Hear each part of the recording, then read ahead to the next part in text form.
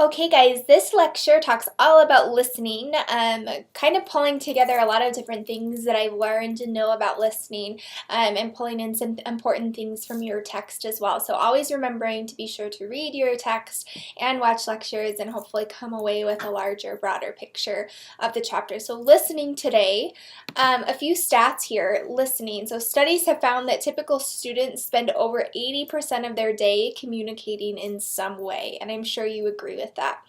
Of that time, 45% is spent listening. So 80% of your day you are communicating in one way or another, and of that time, 45% is spent listening.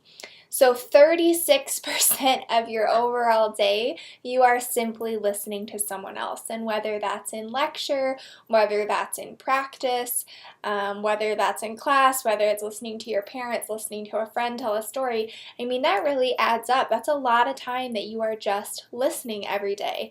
And if we're going to take up that much time in our day to spend listening, we might as well do it well, right? So today we're going to talk about how to listen well, some barriers to listening, and then ways that we as speakers can adapt and engage our listeners. So first of all, listening to speeches. So moving forward, we are going to be doing peer critiques with each of our speaking assignments, and there you'll have to pick out the elements of the speech making process, things that the speaker did well, things that the speaker could potentially work on, those kinds of things. So all of that is going to couple with your own personal public speaking knowledge and then being able to listen and pick out those elements from someone else. So first of all, you have to single out a message from competing messages, and I always think about advertising with this kind of stuff. I've seen a study that said, I don't remember where it was from actually, but it said that we see over 9,000 ads in one day. So whether that is an ad like on a pen, if you're writing with a pen from BP oil or something like that, right? Whether it is you're watching a commercial or going down the street and seeing billboard after billboard, something like that. So first of all, you have to select which message you are going to attend to at one time. And hopefully in the public speaking setting and in our groups, that's going to be the speaker that is talking at that time, right? Attending, you want to focus on the incoming message for further processing. So you really, not only are you selecting the message you are going to focus on, but you are attending to that message and figuring out what you are going to pull away from it.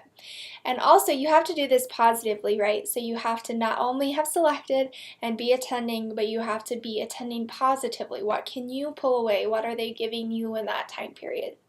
Then you have to understand, so you have to assign, they're giving you a code, they're encoding a message to you. It's your job to decode and understand that message, right? And you have to be willing to adjust. So sometimes what a person talks about or the stance they take is not necessarily what you had expected or thought would happen.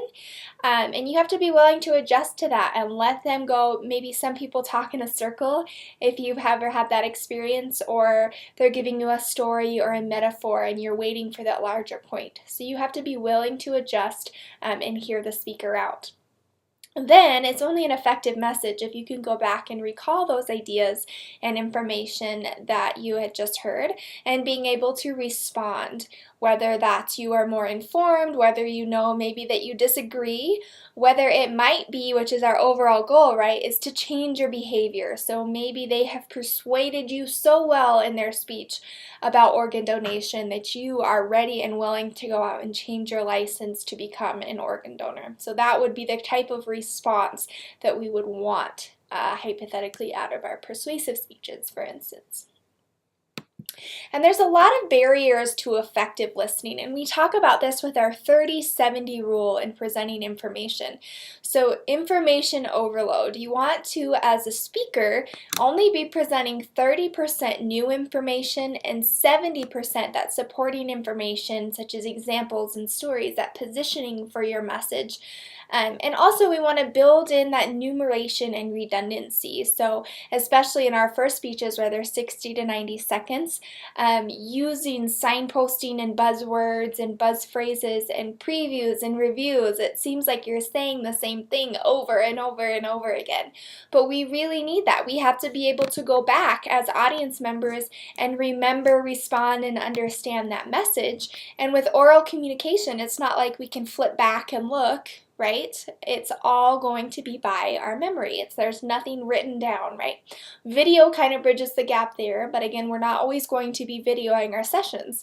So listening for those critiques and those kinds of things, building in that redundancy so that you can do so is helpful.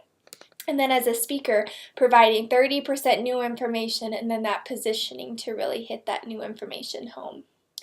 Another barrier to listening is prejudice, so preconceived opinions, attitudes, and belief about a message. And we really want to do our best to eliminate those out and to really adjust and hear the speaker out and ask any questions or noodle over any concepts that you're not sure of after the fact, right? So you're going to do your best to attend to that speaker's message. So information overload, sometimes we get too much new information and we don't know what to attend to first. So as a speaker, we're going to build in that other 70%. Personal concerns and distractions, we're trying to leave them at the door. And prejudice, always trying to avoid prejudice and really hear the speaker out. Other barriers to effective listening. This one is interesting, I think. So the differences between speech rate, 125 words per minute is how fast the normal person will speak, and thought rate up to 700 words per minute. So this gives listeners a lot of time to periodically ignore a speaker, daydream, drift off from a message, be thinking of other things while they're also attending to a message. I think especially younger generations are very good at multitasking and thinking about several things at once or doing several things at once, which is not always a good thing, right? It's cool that we have that capability and that we're able to juggle, but making sure that you're really attending to the messages that you need to be attending to get the most out of them. So as a speaker, you want to avoid speeding up. You're going to build in that redundancy, those internal summaries, clear structure and transitions to always bring the thought process back around for the listener.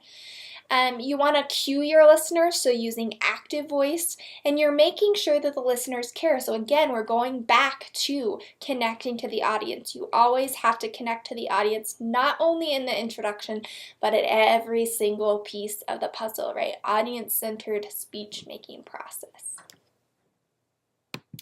Other barriers to effective listening is anticipating, and we've kind of talked about this already, but anticipating maybe what the audience or the speaker might say, right?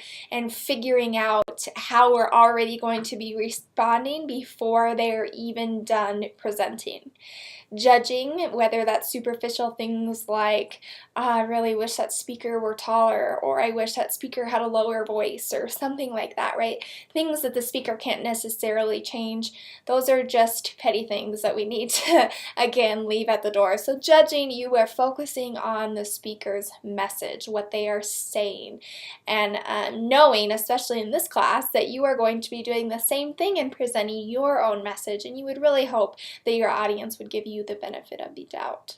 Reacting emotionally, guys, often there are some emotional triggers, especially looking at persuasive topics, things that might bring up bad memories or touchy subjects or emotional things that can really make you be thinking about your own situation or your own experiences, which sometimes is a good thing. That's obviously why we tell stories sometimes, is to position our own thoughts, but maybe that triggers too much of an empathetic response, and then you're more focused on your own story or issue than the speaker. So always being aware of that, and if that's you and you find yourself doing it, trying to shift back and be in that speaker's shoes and that speaker's place, and again, understanding their message.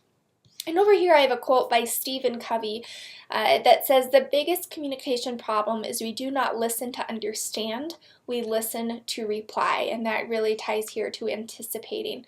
So you are listening to understand the speaker, and then you are trying to reply. Okay, so try and separate those two things, and you'll find yourself doing that a lot, is that you already have on the tip of your tongue what you want to say back while the speaker is already talking. So how much have you missed in that time gap, that 125 words per minute per 700 when you are already thinking of a response, right? Just things to be aware of. Okay, becoming a better listener. So you want to focus on the message, not on the delivery. So again, going back to here, focusing on the message, not the delivery, keeping an open mind. You want to monitor your emotions and not jump to conclusions. You want to come prepared. So this might be something like a knowledge base, right? Maybe you have already looked up the speaker's credentials, or you've looked up the topic that they're going to be presenting on, so you have a base of knowledge and you might be able to really understand the speaker better. You want to listen for those key ideas, those main points, which if we're good speakers should be reiterated several times.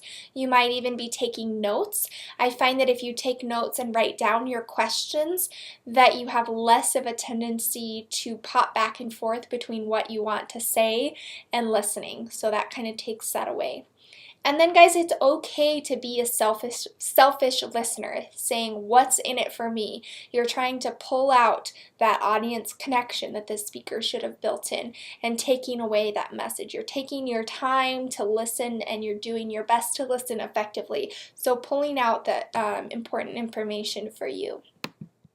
And you want to become an ethical listener, so communicate expectations and feedback, be sensitive to and tolerant of differences, and then when you're giving this feedback, you want to be descriptive, specific, positive, constructive, using I statements, not you statements, and realistic feedback. So I'm talking about this specifically in terms of our peer critiques.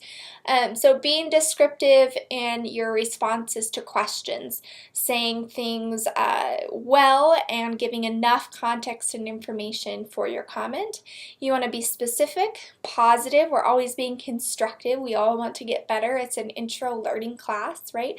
Sensitive, so using I statements, not you statements. So rather than pointing the you finger, saying something like, I would have liked to have seen you use more gestures in your speech. I really liked that you did this. Things like that. And then realistic things that the speaker can change or did well.